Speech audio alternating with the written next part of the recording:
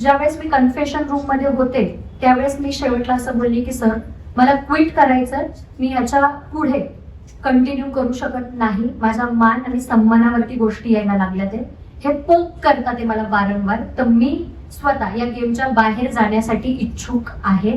तो सीन दाखवलंच नाही. त्यांनी दाखवलेला नाहीये. इव्हन ज्यावेळेस त्या बाकीचे लोक माझ्यावरती आले ही धमकी आहे धमकी म्हणून, त्यानंतर आमचं जे कॉन्व्हर्सेशन आहे तेही त्यांनी दाखवलं नाही. तिथंही मी माझा मुद्दा क्लिअर केलेला आहे की मला काय बोलायचं होतं.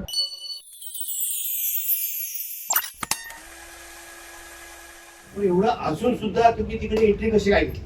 मी त्यांना आधीच क्लिअर केलं होतं की मला यायचं नाहीये, कारण मी वैचारिक मुलगी आहे आणि मला महाराष्ट्राला जो इतिहास आहे तो सांगायचा आहे. त्यांनी मला सांगितलं या मंचाचा वापर तुम्ही असा करा की महाराष्ट्रातील जास्त लोकांपर्यंत तुम्ही तुमचे विचार सांगू शकता. मला जास्तीत जास्त लोकांना माझे विचार, माझा इतिहास मला सांगायचा होता. मला तो योग्य वाटला की कारण टेलिव्हिजन आहे आणि भरपूर लोक टेलिव्हिजन बघतात, तर एक चांगली संधी आहे माझ्यासाठी. भले तो कार्यक्रम कसा असो, पण माझ्यासाठी किंवा मी त्या कार्यक्रमाला कशी बघतीये मला तो योग्य प्लॅटफॉर्म वाटला यासाठी की मी माझे विचार तिथे मांडेल. त्यानंतर मी त्यांना आधीच सांगितलं होतं की मी तिथे फक्त आणि फक्त माझे विचार सांगेल, पण त्यांनी माझा स्क्रीन टाइमच कमी केला. मी भरपूर अशा गोष्टी तिथे केल्या असतील, पण त्यांनी माझा पूर्णतः स्क्रीन टाइम कमी केला. त्यांनी मला दाखवलंच नाहीये. आपण बोललो होता की बिग बॉसने जेव्हा दाखवले काही सीन दाखवले नव्हते, तर बिग बॉसने असं सांगितलं की मॅनेजमेंट आणि तज्ञशी चर्चा केल्यानंतर आम्ही असा निर्णय घेतला की दिव्या शिंदेला घराभरून काढण्याचा. पण आपण बोलला की आपण स्वतःहून तो निर्णय घेतला होता, पण तो सीन टीव्हीवर दाखवलंच नाही. ज्यावेळेस मी कन्फेशन रूम मध्ये होते त्यावेळेस मी शेवटला असं बोलली की सर मला क्विट करायचं, मी याच्या पुढे कंटिन्यू करू शकत नाही, माझा मान आणि सन्मानावरती गोष्टी यायला लागल्या ते हे पोक करतात ते मला वारंवार, तर मी स्वतः या गेमच्या बाहेर जाण्यासाठी इच्छुक आहे. आणि मला कळून गेलं होतं की ह्या गोष्टी माझ्यासाठी नाहीये. तुम्ही एखाद असं असतं ना की कुत्र्याची शेपूट किती तुम्ही 12 महिने नळीमध्ये ठेवा, ती वाकडीच राहते. ते मला जेव्हा कळलं त्यावेळेस मी असं की मी वॉकआउट करायचा प्रयत्न केला तिथून की मला आता तिथे नाही थांबायचं. यासाठी तो सीन दाखवलंच नाही. त्यांनी दाखवलेला नाहीये. इव्हन ज्यावेळेस त्या बाकीचे लोक माझ्यावरती आले ही धमकी आहे धमकी म्हणून, त्यानंतर आमचं जे कॉन्व्हर्सेशन आहे तेही त्यांनी दाखवलं नाही. तिथंही मी माझा मुद्दा क्लिअर केलेला आहे की मला काय बोलायचं होतं. प्राजक्ता शुक्रे म्हणून आहे, त्यांनी मला सांगितलं की तू असं बोल की शब्दांची तलवार. तेव्हा मी तिला म्हणते अगं तुला सांगायची गरजच नव्हती, कारण माझ्या डोक्यातच ते होतं. मी तेच बोलणार होते पण थांबून बोलणार होते. हेही तिथं आहे ते जे त्यांनी दाखवलेलं नाही. त्याच्यामुळे त्यांनी असं सांगितलं की राकेश बापट साक्षीदार आहे या सगळ्या गोष्टींना. हो आहे ना, राकेश बापट साक्षीदार. मग तुम्ही ती क्लिप बाहेर का नाही काढते? ज्यावेळेस राकेश बापट, ओंकार राऊत, करण सोनवणे, प्राजक्ता शुक्रे आमचं जे बोलणं चालू आहे कन्फेशन मध्ये जायच्या आधी, ते तुम्ही का नाही दाखवते? तिथं मी ओरडून बिग बॉसला असे हात करून म्हणते की सर तुम्ही माझं फुल स्टॉप पर्यंत ऐका, मला काय बोलायचंय ते ऐका. ह्या अर्धच घेऊन पळाल्या ते. आणि मी राकेश बापट यांना म्हणती पण आहे की बघ यांना ऐकायची सवय नाहीये, ह्या अर्धच घेऊन पळतात ते. आणि मला या गोष्टीचा चांगला एक्सपिरियन्स आहे की ह्या अर्धच करणार आहेत. तिला ट्रिगरच झालंय ते. तू पूर्ण तर ऐक. समोरच्या माणसाचं जोपर्यंत तू पूर्ण ऐकत नाहीये तू कशा आरोप करू शकते? समोरच्या माणसाचं मतच जर तुला माहित नाहीये आणि तू त्याला जज करायला जाताय तेव्हा तुम्ही मूर्ख ठरले जाताय. यात माझी काही चूक नाहीये. या निर्णयाला राकेश बापट इतर सदस्यांनी विरोध दर्शवलाच नव्हता. जेव्हा आम्हाला टीव्ही जो सीन दाखवला त्यांनी माझ्या गोष्टीला विरोधच दर्शवला नाही, कारण मी क्लिअर होते त्यांना की मी हे बोलणार होते. त्यांना जेव्हा ते कळलं त्यावेळेस ते बिग बॉसला सुद्धा समजवायचा प्रयत्न केला आणि बाकीचे जे लोक आहेत त्यांनाही समजवायचा प्रयत्न केला. आता मी आधीच सांगितलं होतं त्यांना, मी घरामध्ये 100 वेळा सांगितलंय की मी बाहेरच्या गोष्टी बोलणार नाही, कारण तुम्हाला त्याचे अर्थ जुळणार नाही. त्या गोष्टी मी 100 वेळा आतमध्ये क्लिअर केल्या. ते मी बोलली सुद्धा होती की तुम्ही याचा वेगळा अर्थ घ्याल. मग जर तुम्ही सगळेजणी माझ्या विरोधात उभे, पण मी आधीपासूनच क्लिअर ना तुम्हाला की तुम्हाला या गोष्टीचा अर्थ कळणार नाहीये. मी ऑलरेडी क्लिअर केलं. घरातल्या इतर सदस्यांना अशी भीती होती की ते जर बिग बॉसच्या विरोधात बोलले त्यांना सुद्धा तुमच्यासारखं घराबाहेर काढलं जाऊ शकतं अशी. ऑब्व्हियसली का नसेल भीती? आतमध्ये जेव्हा होत होतं बिग बॉसची अनाउन्समेंट तेव्हा सगळे sorry sorry big boss, sorry big boss, sorry big boss करत होते. मी नाही केलं. का करू? मी माझ्या मतावरती आलेली आहे. माझं व्यक्तिमत्व आहे, माझी पर्सनॅलिटी आहे. तुम्ही चूक असेल तर सांगा, पण चूक सांगण्याची सुद्धा एक पद्धत आहे. आता तुम्ही मला शिकवणार का? म्हणजे त्याच्यामध्ये राकेश बापट असं तुम्हाला हे दोघांचं कन्व्हिन्स dialogue. सॉरी बोला तुमच्या बोलण्यावरून त्या तिथे जातीवरचा प्रकार झाला किंवा ती घटना अशी घटनेसारखं वाटतंय मग तुम्ही बिग बॉस वरती अॅट्रॉसिटीची मागणी करणार.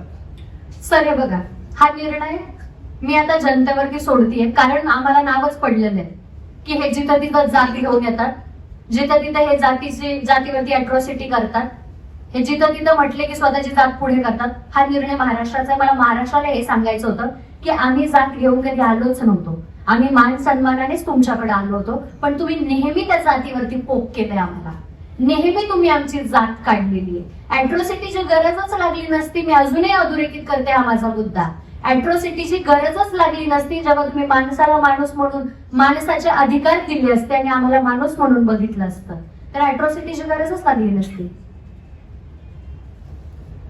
त्या शो मधून पब्लिकला काय त्यांना काय शिवायचे आहेत की काय? त्याचं बिग बॉस लेक्चर सर ते मुळात मी तुम्हाला खरंच सांगते, आतमध्ये मी ज्या गोष्टी ऐकल्या आहेत मी सांगण्याच्या इच्छित पण नाही आणि मला सांगता पण येणार नाही. शिव्या असतील, एखाद्याच्या म्हणतो ना एखाद्याला पोक करणं, एखाद्याच्या प्रोफेशन वरून पोक करणं असेल वारंवार, म्हणजे जे प्रोफेशन आपण रक्त गाळून तिथपर्यंत आलोय, आपण आपली जी कला आपण जपलोय त्या कलेवरती सुद्धा बंद गेलेलं आहे. आणि असा शो मला असं वाटतं, मी एक मुद्दा मांडलेला सर की मी एक पर्सनॅलिटी आहे, एक आयडल म्हणून इथं आलेली आहे, तर मला महाराष्ट्राला काहीतरी द्यायचंय. त्याच्यात सुद्धा त्यांनी मला पोक केलं की इथं आयडलची हे नाहीये, इथं कॉम्पिटिशन म्हणून आलोय. मी कॉम्पिटिशन म्हणून कधी गेली नव्हती, मला माझ्या महाराष्ट्राला काहीतरी नवीन काहीतरी द्यायचं होतं म्हणून मी तिथे होते. तर काही व्यक्तींकडून मला असं सांगण्यात आलं हे काय आयडल पर्सनॅलिटीचा खेळ नाहीये, हा खेळ आहे. खेळ कुठलाही असो त्याला नियम असणं फार गरजेचं असतं आणि तुम्ही महाराष्ट्राचे जेव्हा आयडल म्हणून जाता तेव्हा तुम्हाला तुमची भूमिका मांडणं गरजेचं असतं, तुम्ही काय आहात हे महाराष्ट्राला सांगणं असतं.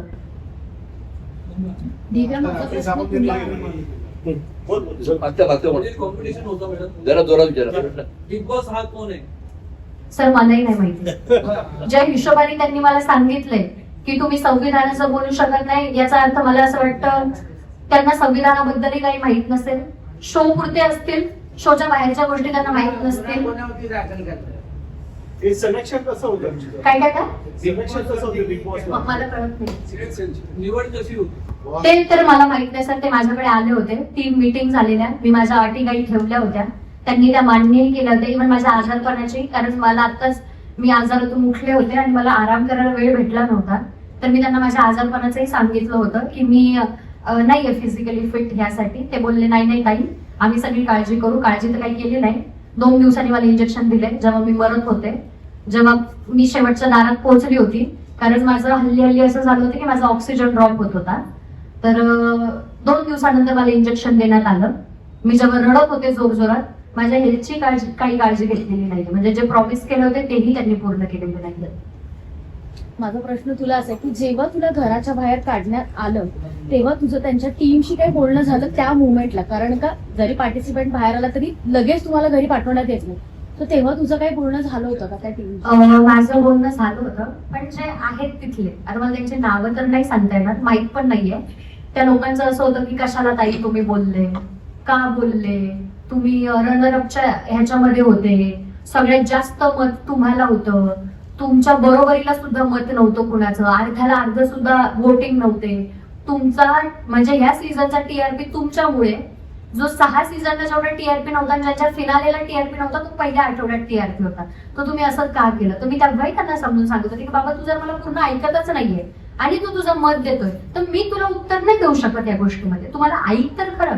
एक असतं ना की तुम्ही एखादा वक्ता ऐकताय तर तुम्ही फुल स्टॉप पर्यंत ऐकून घेत असता. आता जसं आपलं झालं, तुम्ही मला ऐकून घेतलं आणि त्यावरती तुम्ही प्रश्न केले. तुम्ही जर मला मध्येच हटकलं असतं तर ना तुम्हाला कळलं असतं ना मला कळलं असतं, हा गोंगाट काहीतरी वेगळाच चालू झाला असता. ऐकणं प्रचंड गरजेचं, ज्याला बोलायचंय त्यांनी ऐकणं प्रचंड गरजेचं असतं. तुमची जी मानहानी झालेली आहे त्या संदर्भात तुम्ही कायदेशीर कारवाईची मागणी करणार? सर हे बघा, त्यांना आता आपण टाइम देतोय, एक तर तुम्ही ते सगळे फुटेज बाहेर काढा. माझ्या इज्जतीवरती जे आलंय ते तुम्हीच एक तुमच्या लेवलला जर असेल, एक सहमतीने जर होत असेल तर ती पुढची कारवाई मग बघून घेऊ. बिग बॉसचा उद्देश काय, त्या चॅनलचा उद्देश काय? सर त्या विषयाशी संबंधित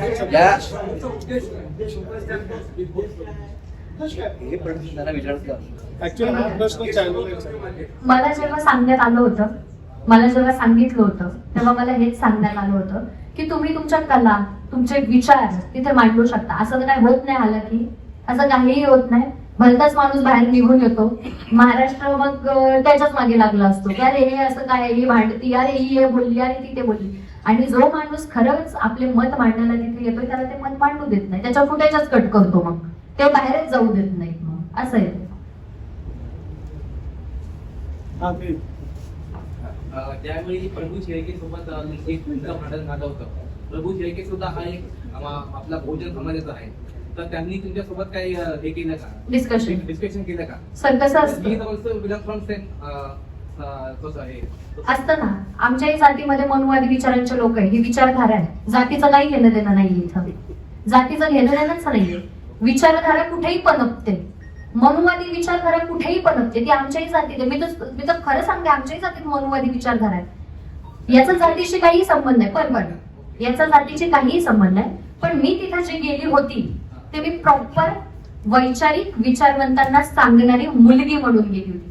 मी कुठली सेलिब्रिटी म्हणून गेली नव्हती. बाकीचे आले असतील सेलिब्रिटीज म्हणून, पण मी एक महाराष्ट्राची लाडकी, महाराष्ट्राची वाघीण आणि वैचारिक मुद्द्यांवरती आणि जे ज्वलंत मुद्दे त्याच्यावरती भाष्य करणारी मुलगी म्हणून मी तिथं गेले होते. मी कुठली जात, धर्म, पंथ घेऊन तिथं गेली नव्हती. आता तुम्ही जे नाव घेतलं, मला खरंच माहित नव्हतं ते काय आहे, पण त्यांचं आणि माझं असं काहीही बोलणं झालं नाही. कन्फेशन रूम मध्ये जेव्हा राकेश आणि तुझं बोलणं झालेलं, राकेशने तुला समजावायला सांगितलेलं, तेव्हा राकेशही म्हणाला होता की बाहेर हे बरोबर नाहीये आणि त्यावर तू म्हणाली होतीस की मला या गोष्टीचा अभिमान आहे वगैरे. ते तुमचं कन्व्हर्सेशन दाखवण्यात आलं.